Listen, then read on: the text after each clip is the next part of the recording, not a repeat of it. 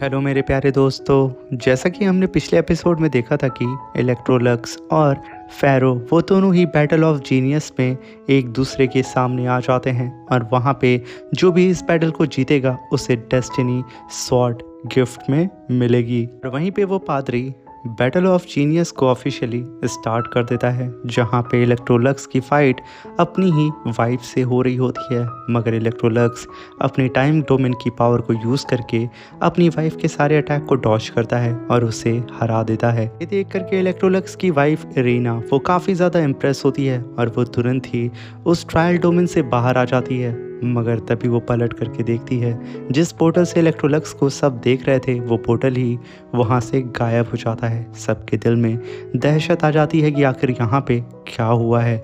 मेरे प्यारे दोस्तों, बिना देर किए इस एपिसोड को स्टार्ट करते हैं। इस एपिसोड की स्टार्टिंग में इरीना भागते हुए स्टेज के पास आती है और साथ में इलेक्ट्रोलक्स के वो दोनों ही गार्ड भी आते हैं। वो सब चिल्ला करके होली चर्च के पादरी से कहते हैं कि आखिर यहाँ पे क्या हुआ है। वहीं पे आसपास के जो लोग होते हैं जो कि काइथॉन एम्पायर से बिलोंग करते हैं, वो सब के सब अपने सन ऑफ लाइट फैरो के बारे में होली चर्च के पादरी से पूछ रहे होते हैं, क्योंकि उन सबको वहाँ पे फिक्र हो रही होती है। मगर तभी पादरी बाहर आता है और वो कहता है कि होली चर्च ने ऑलरेडी बैटल ऑफ जीनियस के अंदर सारी सुविधाओं को बहुत ही अच्छे से प्लान किया है, इसलिए आप लोग परेशान ना हो। यहाँ पे आपके चाहने वालों को कुछ भी नहीं होगा और यहाँ पे अब सिर्फ दो ही कॉम्पिटिटर बचे हैं जो कि आपस में फाइट करेंगे। पहले जो सन ऑफ लाइट फैरो जो कि काइटू एम्पायर से बिलोंग करते हैं, दूसरा इलेक्ट्रोलक्स जो कि पैंगपू एम्पायर से बिलोंग करता है। जो भी इन दोनों में से जीतेगा वो हकदार होगा बैटल ऑफ जीनियस के इस विनर ट्रॉफी का। और तभी सीन शिफ्ट होता और हमें इलेक्ट्रोलक्स को दिखाया जाता है जो कि ट्रायल फील्ड के अंदर कई सारे असेसिन से फाइट कर रहा होता है, जहाँ पे वो सारे ही असेसिन्स 8 लेवल के कल्टीवेटर होते हैं, मगर इलेक्ट्रोलक्स उन सभी को बहुत ही बुरी तरीके से धो रहा होता है। कोई भी असेसिन उसके सामने टिक नहीं पाता है। और तभी इलेक्ट्रोलक्स कहता है कि फैरो, इस तरीके से बुज़दिलों की तरह छुप करके तुम अटैक करोगे या फिर सामने आकर के मुझ पे अटैक करोगे। ये कहने के साथ इलेक्ट्रोलक्स अपने टाइम डोमेन की पावर को समन कर लेता है। वहीं पे वो सारे असेसिन फिर से बम को निकाल करके सीधा ही थ्रो कर देते हैं इलेक्ट्रोलक्स के ऊपर, मगर इलेक्ट्रोलक्स ने टाइम डोमेन को समन कर लिया था, इसलिए वो टाइम को रिवर्स कर देते हैं, जिसकी वजह से वो सारे ही बम का इम्पैक्ट उन सारे असेसिन के ऊपर लगता है और वो सब डिस्ट्रॉय हो जाते हैं। तभी एंट्री होती है फैरो की, जो कि तालियां बजाते हुए आगे बढ़ता है और इलेक्ट्रोलक्स से कहता है कि सच में ये सीन काफ़ी कमाल का था, मुझे मज़ा आया इन लोगों को तुम्हारे साथ खेलते हुए। तभी इलेक्ट्रोलक्स कहते हैं कि तुम अभी भी बुज़दिल हो, जिस तरीके से तुमने बचपन में छुप करके मुझ पे अटैक किया था उसी तरीके से तुम अभी मुझ पे अटैक करते हो। सच में तुम में अभी भी कुछ भी नहीं बदला है।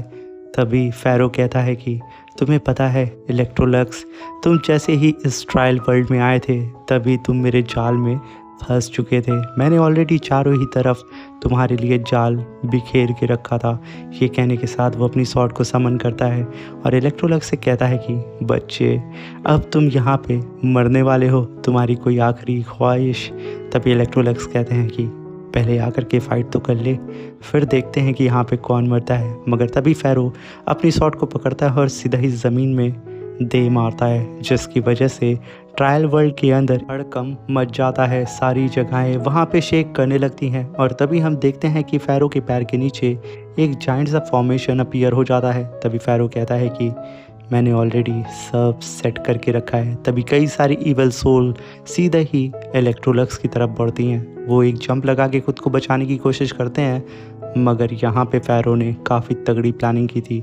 वो सारी सोल जा कर के इलेक्ट्रोलक्स को पकड़ लेती हैं और सीधा ही नल वाइड में उसे खींच करके लेके चली जाती हैं। तभी इलेक्ट्रोलक्स खुद को देखता है एक ज्वालामुखी के पास कई सारी स्पिरिचुअल चेन से बंधे हुए। तभी इलेक्ट्रोलक्स कहता है कि ये तो 9th लेवल की बैंड टेक्निक चेन्स हैं, इसे छूट पाना शायद बहुत ज़्यादा मुश्किल होने वाला है। ये कहने के साथ वो खुद को छुड़ाने की कोशिश करता है, साथ में उसे बहुत ज़्यादा तकलीफ़ भी हो रही होती है। अगर यहाँ पे इलेक्ट्रोलक्स हार नहीं मानता है, वो कुछ ना कुछ सोच रहा होता है कि कैसे वो यहाँ से निकल सकता है। मगर तभी फैरो आता है और इलेक्ट्रोलक्स की गर्दन को पकड़ करके कहता है कि बच्चे, तू यहाँ पे कितना भी छटपटा ले, तू यहाँ से बाहर नहीं निकल सकता है, क्योंकि मैंने इस जेल को तुम्हारे लिए ही रिफाइन किया है। ये जो बैन तुम पे लगा है, ये बैन तुम्हारे अंदर से सारी ही लाइट एट्रीब्यूट की एनर्जी तुम में से निचोड़ लेगा और वो मुझ पे ट्रांसफ़र कर देगा और तुम सिर्फ एक मम्मी के अलावा और कुछ भी नहीं रह जाओगे। और तभी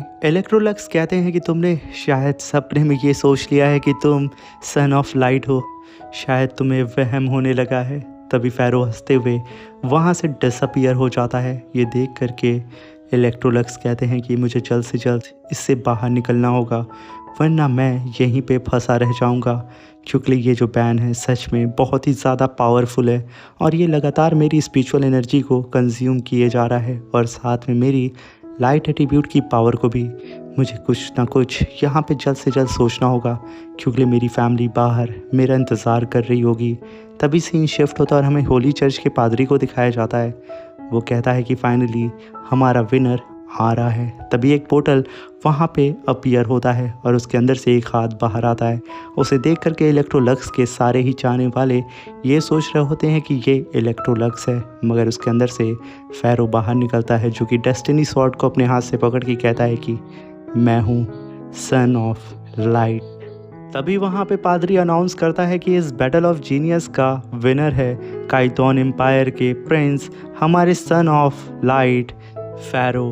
तभी वहाँ पे इलेक्ट्रोलक्स की वाइफ एरिना सीधा ही उस फ़ैरो से कहती है कि आखिर तुमने इलेक्ट्रोलक्स के साथ क्या किया है। वहीं पे उसके गार्ड भी आगे बढ़ने लगते हैं। तभी सन ऑफ लाइट फ़ैरो कहता है कि उसने ट्रायल के अंदर कुछ इवल टेक्निक को इस्तेमाल करने की कोशिश की, इस वजह से मुझे मजबूरन उसे ट्रायल वर्ल्ड के अंदर ही सील करना पड़ा है। वो बाहर अब नहीं आ सकता है क्योंकि वो एक ईविल कल्टीवेटर था। ये कहने के साथ वो वहाँ पे हंसने लगता है, मगर यहाँ पे इलेक्ट्रोलक्स की वाइफ और उसके सारे साथी विद्रोह पे उतर आते हैं, क्योंकि उन्हें यहाँ पे किसी भी कीमत पे इलेक्ट्रोलक्स को बाहर निकालना था। उन लोगों के विद्रोह को देख करके यहाँ पे फ़ैरो की खिसक जाती है। वो तुरंत ही गॉडेस ऑफ लाइट की पावर का इस्तेमाल करता है डेस्टिनी स्वॉर्ड की रिंग से और उन सब के ऊपर ग्रेविटी प्रेशर लगाते हुए कहता है कि आखिर तुम्हारी इतनी औकात कैसे हुई कि तुम लोग सन ऑफ लाइट के सामने खड़े होने की हिम्मत कर रहे हो। ये कहने के साथ उन सबको टॉर्चर करना वो स्टार्ट कर देता है, जहाँ पे इलेक्ट्रोलक्स की पूरी टीम एक काफ़ी पावरफुल ग्रेविटी प्रेशर को फेस कर रही होती है। वो लोग वहाँ हिल नहीं पा रहे होते हैं। तभी सीन शिफ्ट होता है और हमें इलेक्ट्रोलक्स को दिखाया जाता है, जो कि अपनी आंखों को बंद करके कहता है कि मेरी लाइट एट्रीब्यूट की पावर मेरी बॉडी से पूरी तरीके से निकाल ली गई है, मगर शायद मुझे कोई और रास्ता ढूंढना होगा। मगर तभी उसे याद आता है जब मैं छोटा था मेरी मुलाकात पहली बार गॉडेस ऑफ लाइट से हुई थी। ये सोचते हुए वो अपनी ही इमेजिनेशन में पानी के अंदर डूब रहा होता है। वहीं पे इलेक्ट्रोलक्स कहता है कि जब गॉडेस ऑफ लाइट ने अपनी क्रिएशन टेक्निक मुझे देने की कोशिश की थी, तो मैंने उनसे कहा था कि मैं अपनी क्रिएशन टेक्निक खुद से बनाऊंगा और ख़ुद की ही टेक्निक पे मैं निर्भर रहूंगा। ये कहने के साथ यहाँ पे इलेक्ट्रोलक्स को उम्मीद की किरण नज़र आती है। वो कहता है कि मैं सन ऑफ लाइट हूँ, तो मैं यहाँ पे जितनी भी चीज़ें हैं, हवा, पानी, आग, पेड़ पौधे, इंसान, सूरज, चांद, सितारे, मैं उन सब के अंदर से लाइट की पावर को कंज्यूम कर सकता हूँ। ये कहने के साथ इलेक्ट्रोलक्स अपनी लाइट एट्रीब्यूट की पावर को बढ़ाना शुरू कर देता है और वो एक जाइंट से फॉर्मेशन को बनाता है, जहाँ पे इलेक्ट्रोलक्स कहता है कि मैंने यहाँ पे रेलम ऑफ स्पेस को भी अचीव कर लिया है।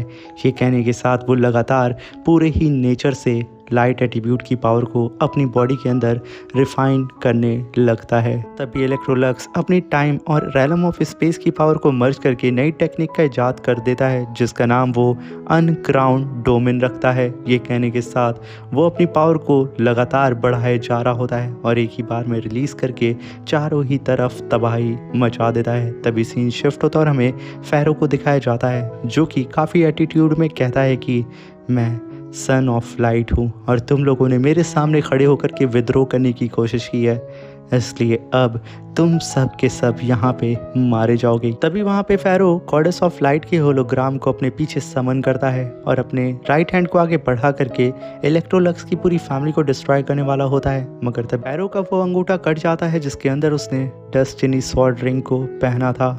ये देख करके फ़ैरो दहल जाता है। वो आगे बढ़ करके उस रिंग को फिर से हासिल करने की कोशिश करता है, मगर तभी वहाँ पे वो रिंग सीधा ही ट्रैवल करते हुए आगे बढ़ने लगती है।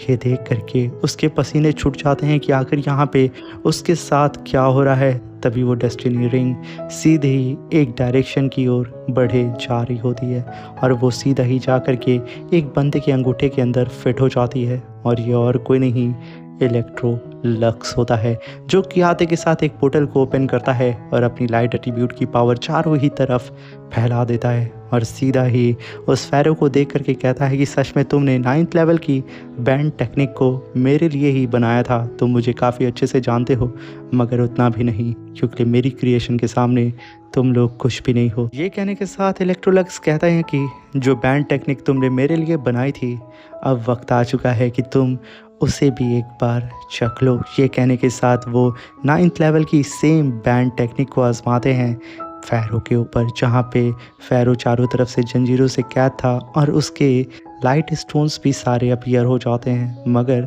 इलेक्ट्रोलक्स उन सारे ही लाइट स्टोन के अंदर से सारी ही लाइट एट्रीब्यूट की पावर को खुद के अंदर कंज्यूम करके उन सारी स्टोन को डिस्ट्रॉय कर देते हैं, सिवाय 3 को छोड़ करके। और तभी सारे लोग आसमान में देख करके कहते हैं कि इसका मतलब फ़ैरो सन ऑफ लाइट नहीं है, इसके पास तो सिर्फ 3 लाइट क्रिस्टल हैं। मगर तभी हम देखते हैं कि इलेक्ट्रोलक्स ने उन तीनों क्रिस्टल को भी डिस्ट्रॉय कर दिया था। वहीं पे इलेक्ट्रोलक्स के साथ ही चिल्ला करके कहते हैं कि असली सन ऑफ लाइट पैनबू एम्पायर के प्रिंस इलेक्ट्रोलक्स हैं। ये सुन करके वहाँ पे जितने भी लोग होते हैं जो कि फ़ैरो की जय जयकार कर रहे होते हैं, सन ऑफ लाइट समझ करके वो सब के सब अब इलेक्ट्रोलक्स की जय जयकार करने लगते हैं और वो सब के सब इलेक्ट्रोलक्स को ही अपना लॉर्ड मान लेते हैं। ये देख करके यहाँ पे फ़ैरो की खिसक जाती है।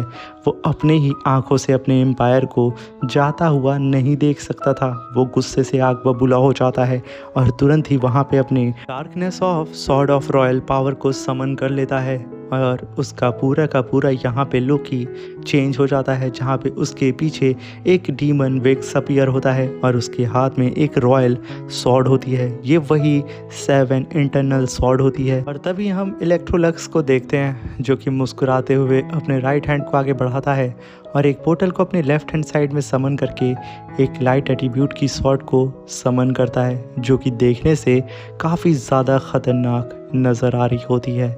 उसे देख करके फ़ैरो कहता है कि तुम्हारी सॉर्ड मेरे सामने नहीं टिक सकती है।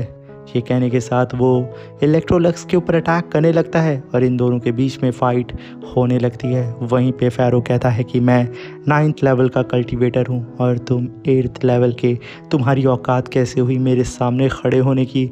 मगर इलेक्ट्रोलक्स जो कि उसे होल्ड कर रहे होते हैं, वो उससे कहते हैं बेवकूफ़, फाइट पे ध्यान दो। ये कहने के साथ वो दोनों ही अपनी सॉर्ड से लड़ने लगते हैं। वहीं पे फ़ैरो कहता है कि मेरी सॉर्ड ने जनरेशन बाय जनरेशन सारे ही कायतू किंग्स की बॉडी, ब्लड और उनकी स्पिरिचुअल पावर को गैदर करके इस सॉर्ड के अंदर ट्रांसफ़र किया है। तब जा कर के ये सॉर्ड इतनी ज़्यादा पावरफुल हुई है, इसके सामने तुम्हारी लाइट एट्रीब्यूट की पावर भी कुछ नहीं कर सकती। मगर इलेक्ट्रोलक्स एक ही हिट में उसे ज़मीन पे दे मारते हैं और उन दोनों की फ़ाइट ज़मीन में फिर से होना स्टार्ट हो जाती है, जो कि वो दोनों ही एक से बढ़ के एक होते हैं। तभी फ़ैरो तुरंत ही आसमान में जाता है और तुरंत ही वहाँ पे royal kingdom of sword domain को समन करता है, जिसके अंदर से 5 जाइंट सॉर्ड सीधा ही इलेक्ट्रोलक्स की तरफ बढ़ रही होती हैं, जिसे देख करके इलेक्ट्रोलक्स सारे ही जाइंट सॉर्ड को डॉश करते हुए सीधा ही फ़ैरो की तरफ बढ़ रहे होते हैं।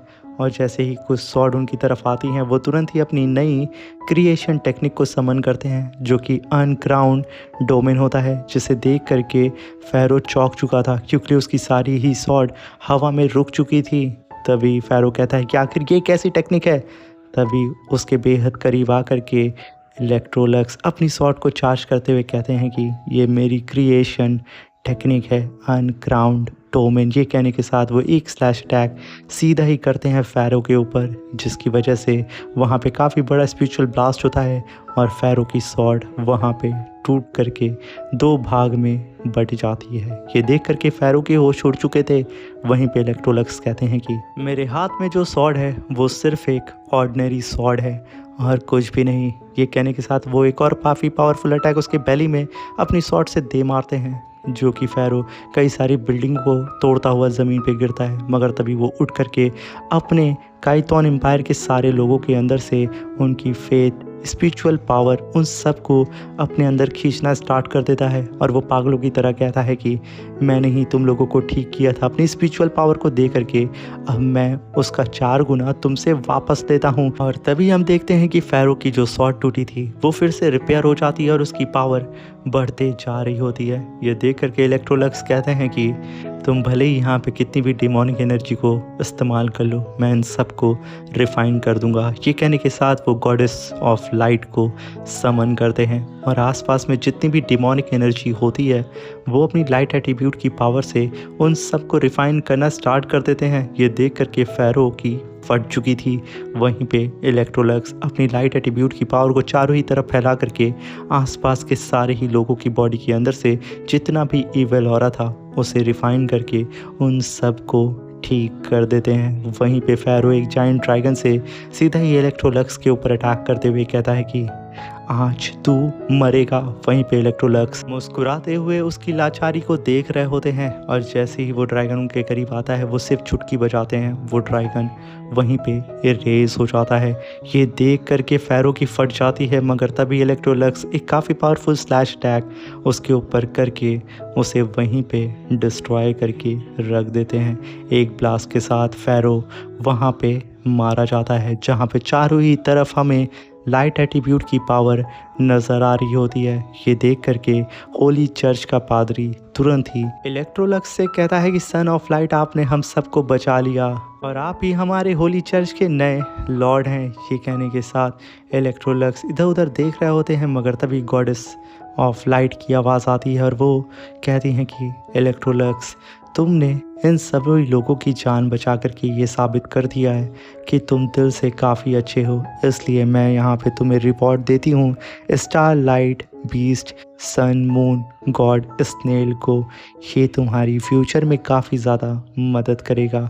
तभी हम उस सन मून गॉड स्नेल को देखते हैं, जो कि काफ़ी बड़े स्नेल फॉर्म में होता है। और तभी वो स्नेल स्पिरिचुअल फॉर्म में आकर के एक ह्यूमन का शेप ले लेता है और कहता है कि इलेक्ट्रोलक्स, मैं आज से ही आपके साथ रहूँगा जब तक आप नए गॉड ऑफ लाइट नहीं बन जाते हैं। और साथ में मैं आपके लिए एंशिएंट आर्टिफैक्ट लेकर के आया हूँ जिसे बिग टर्टल शेल टेक्निक कहते हैं। ये कहने के साथ वो एक छोटे से टर्टल शेल को सीधा ही इलेक्ट्रोलक्स के हाथ में रख देता है और कहता है कि इलेक्ट्रोलक्स, इसे आपको कल्टीवेट करना होगा। तभी इलेक्ट्रोलक्स कहता है कि आखिर ये क्या चीज़ है।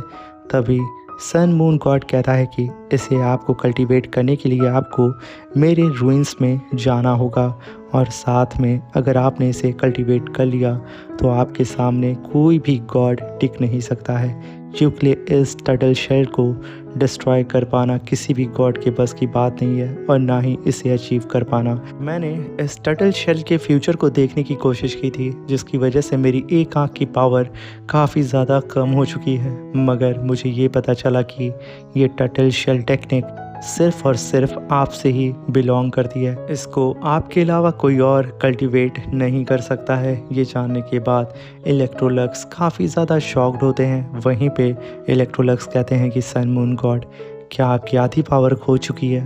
वो हाँ में सर हिलाता है।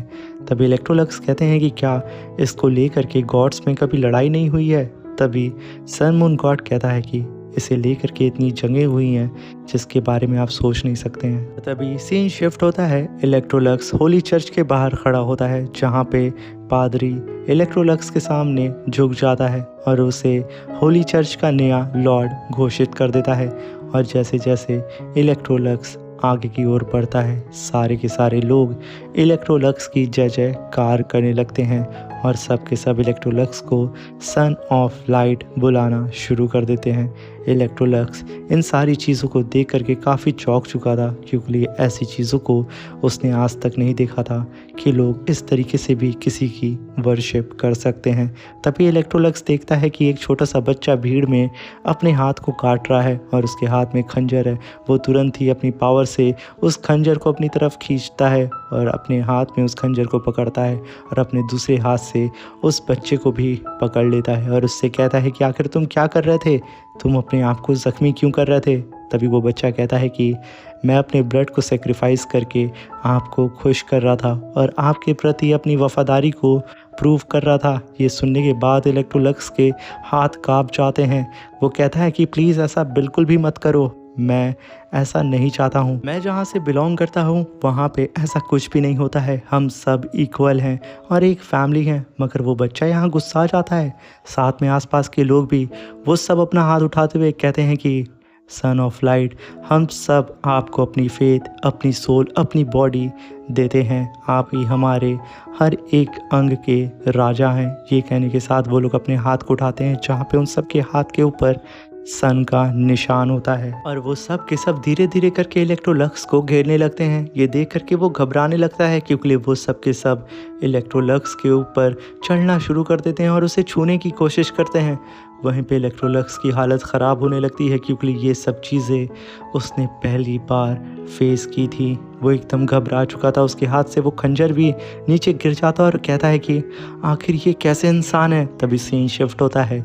इलेक्ट्रोलक्स जो कि शांत खड़ा होता है और वो तभी इरीना से कहता है कि अभी होली चर्च के अंदर लोगों ने जिस तरीके से मेरे साथ बर्ताव किया है, मैं सच में इस चीज़ को लेकर के काफ़ी ज़्यादा परेशान हूँ। तभी रीना कहती है कि उन लोगों को कई सालों से ऐसे ही ट्रीट किया जा रहा है, उन सबको बदलने में थोड़ा समय लगेगा। तभी वो कहती है कि हम कहाँ जा रहे हैं, ये रास्ता तो हमारे किंगडम का नहीं है। तभी इलेक्ट्रोलक्स कहता है कि मुझे यहाँ पे सन मून गॉड स्नेल मिला है और हम लोग इस समय उनकी रूइंस में जा रहे हैं एंशियंट आर्टिफैक्ट को कल्टीवेट करने के लिए, जिसका नाम टर्टल शेल टेक्निक है। ये जान कर के इरीना काफ़ी शॉक्ड होती है। तभी इलेक्ट्रोलक्स कहता है कि हम लोग पहुंच गए हैं। तभी वो लोग उस ड्रैगन पे सवार होकर आगे बढ़ने लगते हैं। तभी सीन शिफ्ट होता और हमें काइटोन एम्पायर के किंग को दिखाया जाता है, जो कि अपने ईवल पादरी से कहता है कि अगर हम लोग यहाँ पे खुद को सेक्रीफाइस कर देते हैं तो क्या हम लोग यहाँ पे डेथ गॉड से सौदा कर सकते हैं। तभी वो पादरी कहता है कि बिल्कुल माय लॉर्ड, हमने इसे एक बार किया है तो दूसरी बार भी हम कर सकते हैं। ये जानने के साथ वो किंग आगे बढ़ता और कहता है कि डेथ गॉड, मैं आपसे सौदा करना चाहता हूँ, आप मेरी जान ले लें और हम सबकी जान ले लें, मगर आप यहाँ पे इलेक्ट्रोलक्स को मार दे। ये कहने के साथ वो अपने खंजर को अपने सीने के पास रखता है और फिर से वही बात को दोहराते हुए अपने सीने को छल्ली छल्ली कर देता है। और जैसे ही उसका खून उस फॉर्मेशन के ऊपर पड़ता है, तुरंत ही चारों तरफ उस फॉर्मेशन के अंदर से एनर्जी निकलने लगती है और वो हवा में फ्लोट करने लगता है। और सारे के सारे लोग यही कहते हैं कि डेथ गॉड, हम आपसे सौदा करना चाहते हैं, आप हमारी सोल को ले लें और इलेक्ट्रोलक्स को मार दें।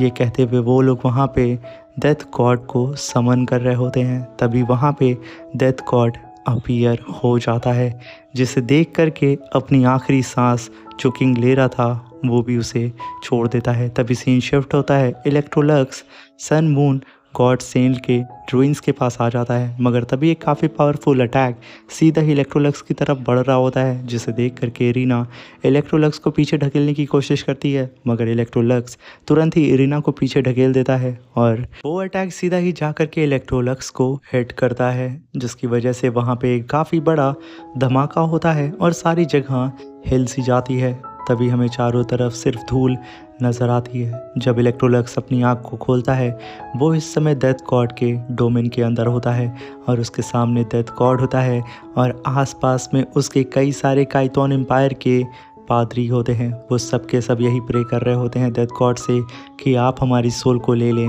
और इस इलेक्ट्रोलक्स को मार दे। वहीं पे डेथ गॉड बारी बारी करके उन सारे ही पादरियों की सोल को ले रहा होता है। तभी इलेक्ट्रोलक्स कहता है कि डेथ गॉड, हम दोनों के बीच में कोई भी लड़ाई नहीं है, तो आखिर आप ऐसा क्यों कर रहे हैं। तभी डेथ गॉड कहता है कि इन सभी लोगों ने अपनी सोल को सेक्रीफाइस करके मुझसे सौदा कर लिया है और सौदा हो भी चुका है, इसलिए तुम अब यहाँ पे मारे जाओगे, क्योंकि तुम ही हो लक्स।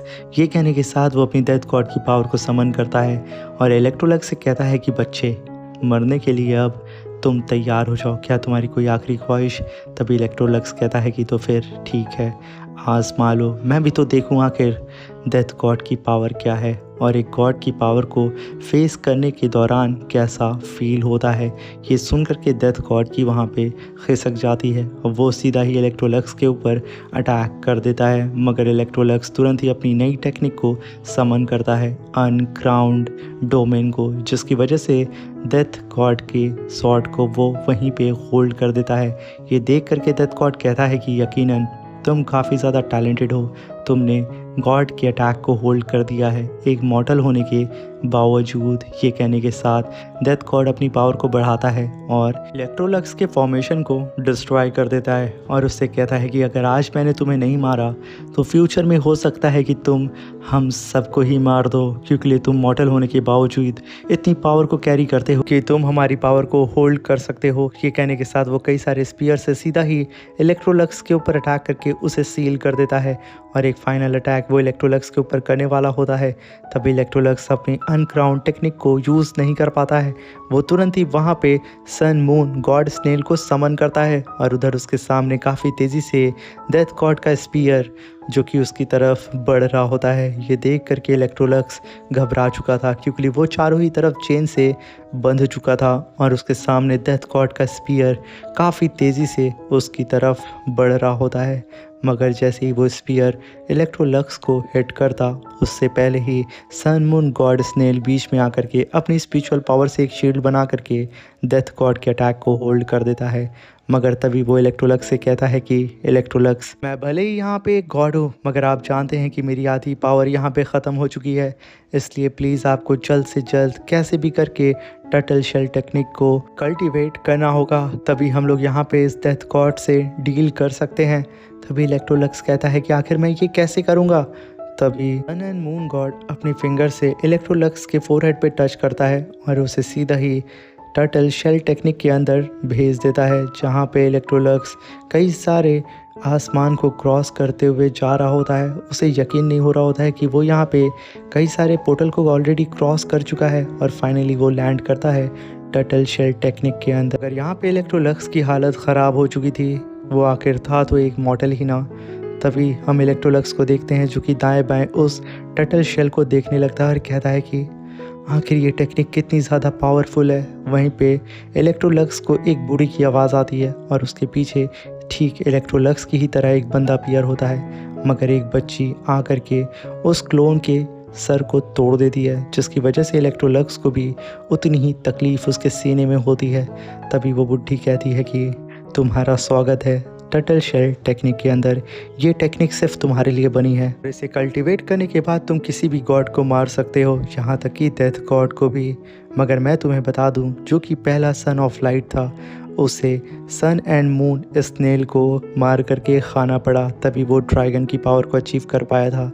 और जब दूसरा सन ऑफ लाइट आया तो उसने ठीक ऐसा ही किया, जिसकी वजह से वो ग्लोरियस गॉड बना। मगर तीसरे तुम सन ऑफ लाइट हो, अगर तुम यहाँ पे सन एंड मून स्नेल को मारते हो तो तुम सारे ही गॉड्स की पावर से आगे निकल जाओगे। तो आखिर तुम्हारा यहाँ पे क्या इरादा है? तुम क्या करना चाहते हो? तुम्हें यहाँ पे किसी भी कीमत पे सन एंड मून स्नेल को जान से मारना होगा, यही तुम्हारी डेस्टिनी है। ये कहते हुए वो लोग इलेक्ट्रोलक्स के हाथ में एक खंजर को दे देते हैं। ये देख करके इलेक्ट्रोलक्स काफ़ी घबरा जाता है और कहता है कि मैं यहाँ पे किसी को भी मार नहीं सकता हूँ। मगर तभी सन मून गॉड स्नेल बोलता है कि इलेक्ट्रोलक्स, हम दोनों ही सन ऑफ लाइट के ऑरिजिन से बिलोंग करते हैं। तुम यहाँ पे कितनी भी कोशिश क्यों ना कर लो, मेरी डेस्टिनी यही है, मुझे हर बार तुम्हारे ही हाथों से मरना होगा। तुम मुझे मारने के बाद मुझे खाओगे, तभी तुम पावरफुल बनोगे और तभी तुम उन गॉड्स को हरा सकते हो। वहीं पे कई सारी लड़कियाँ, औरतें, बच्चियाँ इलेक्ट्रोलक्स को बहका रही होती हैं कि वो जा कर के सन एंड मून गॉड को मार दे, तभी वो पावरफुल बनेगा। जहाँ पे इलेक्ट्रोलक्स सिर्फ खड़ा होता है, वहीं पे बड़ी लड़कियाँ हो जाए फिर छोटी, वो सब लगातार चैंटिंग करके उसे बोल रही होती हैं कि मार दो। और इसी के साथ मेरे प्यारे दोस्तों ये एपिसोड ख़त्म हो जाता है। मेरे प्यारे दोस्तों वीडियो अच्छी लगी हो तो प्लीज़ चैनल को लाइक शेयर सब्सक्राइब करके हमें सपोर्ट ज़रूर करिएगा और कमेंट बॉक्स में ज़रूर बताइएगा कि मेरी एक्सप्लेनेशन आपको कैसी लगी। Thank you for watching.